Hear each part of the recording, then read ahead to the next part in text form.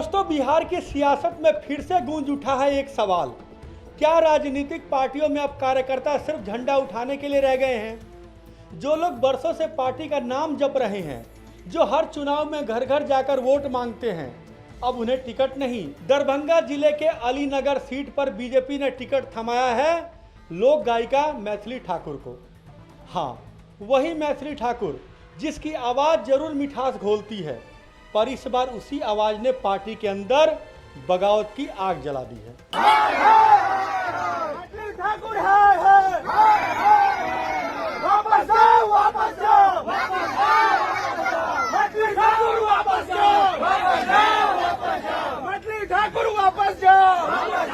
कुछ media reports कहती है कि बीजेपी में शामिल होने के कुछ ही घंटे बाद मैथिली ठाकुर के खिलाफ 7 मंडल अध्यक्ष खुलकर उतर आए हैं और उनका साफ कहना है, हम बाहरी उम्मीदवार को स्वीकार नहीं करेंगे। इन 7 मंडल अध्यक्षों ने खुलकर कहा है कि अगर ये बाहरी उम्मीदवार पार्टी पर थोपी गई तो वो समर्थन वापस ले लेंगे और सामूहिक इस्तीफा देने तक की तैयारी में है।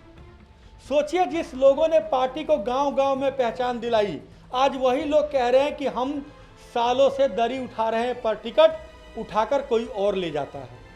अलीनगर के गलियारों में अब नया नारा गूंज रहा है, बाहरी भगाओ, अलीनगर बचाओ। बीजेपी दफ्तर से लेकर गांव की चौपाल तक यही चर्चा है। क्या पार्टी के टिकट जमीनी काम से नहीं बल्कि सोशल मीडिया फॉलोअर्स देखकर दिए जाएंगे? स्थानीय मतदाताओं का भी गुस्सा उबल रहा है।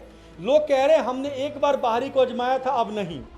दरअसल अलीनगर की जनता पूर्व विधायक मिश्री लाल यादव से नाराज है। न जनता से संपर्क किया, न विकास की कोई कहानी। लोग खुलकर कह रहे हैं कि हम ठगे जा चुके हैं, अब नहीं ठगेंगे। और दोस्तों, कहानी यहीं खत्म नहीं होती, क्योंकि अब ये सेलिब्रिटी कल्चर सिर्फ बीजेपी तक सीमित नहीं रहा। सूत्रों के मुताबिक आरजेडी भी भोजपुरी स्टार खेसारी लाल यादव की पत्नी को टिकट देने की तैयारी में है।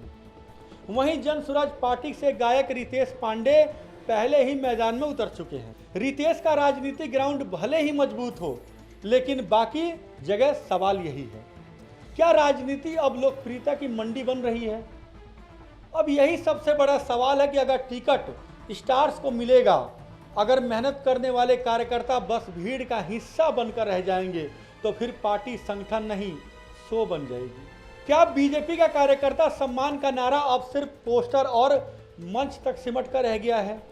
क्या वो दौर खत्म हो गया है जब जमीनी कार्यकर्ताओं को टिकट देकर सम्मानित किया जाता था? दोस्तों, अलीनगर का ये मामला अब महज एक विधानसभा की कहानी नहीं है, ये बिहार के हर कार्यकर्ताओं की पीड़ा है। वो कार्यकर्ता जो दिन रात पसीना बहाता है, वो कार्यकर्ता जो पार्टी के लिए झंडा उठाता है, वो कार्यकर्ता जो पार्टी के लिए दरी बिछाता है, वो कार्यकर्ता जो पार्टी के लिए हर घर में जाकर वोट मांगता है, इस उम्मीद में कि एक दिन मेरा नंबर भी आएगा। पर टिकट की लाइन में कौन होता है? टिकट की लाइन में ये कार्यकर्ता सबसे पीछे होते हैं और टिकट उसके हाथ आता है जो पार्टी दफ्तर में एक बार भी जय बीजेपी बोलने नहीं गया, या जय आरजेडी बोलने नहीं गया, या जय कांग्रेस बोलने नहीं गया। अब देखना यह है कि क्या बीजेपी नेतृत्व इन नाराज आवाजों को सुनेगा, या फिर अलीनगर की यह बगावत बिहार की राजनीति में आने वाले भूकंप का पहला झटका साबित होगी। और एक कहावत है दोस्तों कि जो घर का ना हुआ वो घाट का कैसे होगा। पार्टी कितनी भी मजबूत क्यों ना हो, कार्यकर्ता रूठ जाए तो पार्टी की तस्वीर बदल जाती है। आज के लिए इतना ही, कल फिर होगी आपसे मुलाकात। तो नमस्कार, और आपसे अपील है कि इस वीडियो को जैसा शेयर कीजिएगा ताकि लोगों तक सही जानकारी पहुंच जाए। और आप क्या इस पर कहेंगे?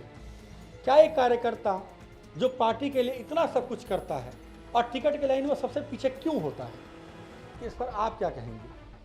कि क्या पार्टियां जो है वो कार्यकर्ताओं को केवल इस्तेमाल करती है? कार्यकर्ता केवल झंडा उठाने के लिए होते हैं, या कार्यकर्ता केवल दरी बिछाने के लिए होते हैं? कार्यकर्ताओं का दर्द कौन सुनेगा? एक कार्यकर्ता 20-20 साल पार्टी के लिए काम करता है और टिकट की लाइन में सबसे पीछे खड़ा होता है, क्यों? भारतीय जनता पार्टी ने नारा दिया था, सबका साथ सबका विकास। क्या अब इस नारे का उलट हो रहा है? कि साथ उसी का देंगे जिसके फॉलोअर्स होंगे, साथ उसी का देंगे जिसके पीछे पब्लिक होगी, साथ उसी का देंगे जो पब्लिक के बीच में नहीं बैठता हो बल्कि कैमरे पर चमकता हो। आपके लिए सवाल है और आप इस सवाल का जवाब कमेंट्स बॉक्स में जरूर दीजिएगा।